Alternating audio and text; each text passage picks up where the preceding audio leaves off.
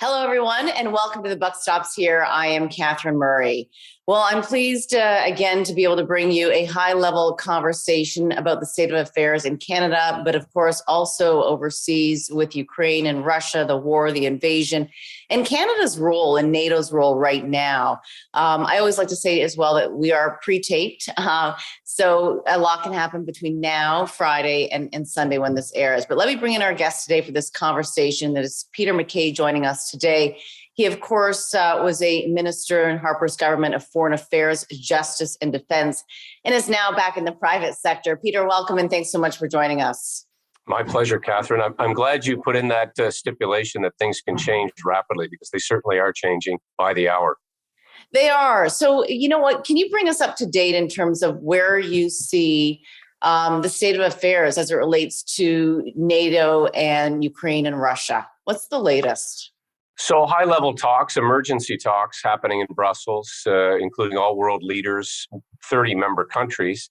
Most importantly, President Biden there, stepping it up, further sanctions, further discussions about how we get lethal weapons into Ukraine for the purposes, obviously, of repelling this Russian invasion that's now over a month since they crossed the border in many parts of Ukraine, including from the region of Crimea, which in 2014, you'll recall, was annexed by Russia.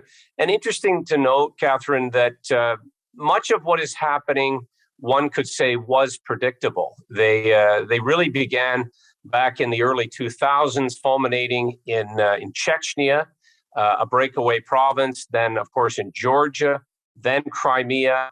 And it's been really a continuous effort that's been ramping up on the part of Russia to harass, and I think ultimately, in the mind of Vladimir Putin, to try to pull back into the orbit former Soviet Union countries. Of course, that includes Ukraine, and I think most notably Ukraine. And so they are paying the heaviest price of all of those border countries.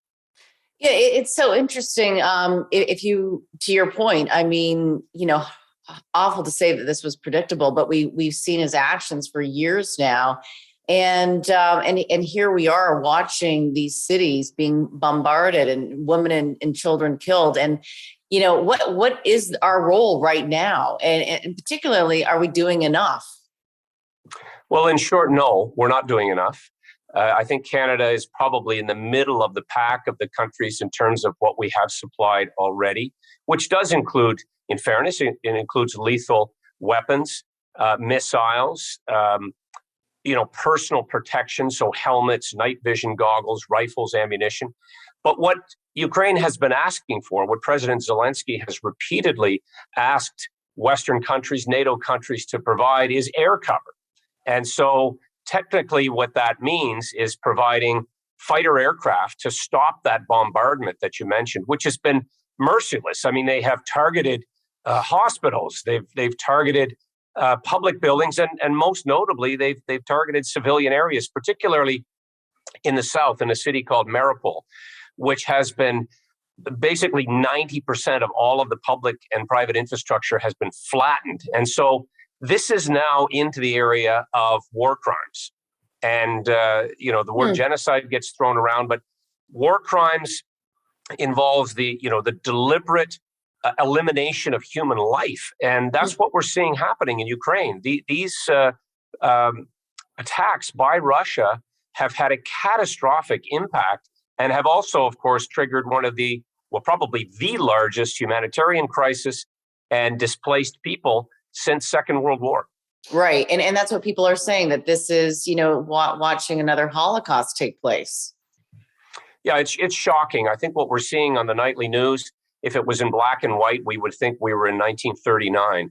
And without any let up, clearly Putin now, it's not going as he expected. The Ukrainian people have shown enormous resilience and have the Russians, in fact, on their heels in parts of the country. And so that's why we in the West, Canada included, need to continue to support them any and every way that we can, including getting more weaponry into their country, including, I would suggest, finding a creative way to get fighter aircraft to them so they can protect their skies and protect their civilians.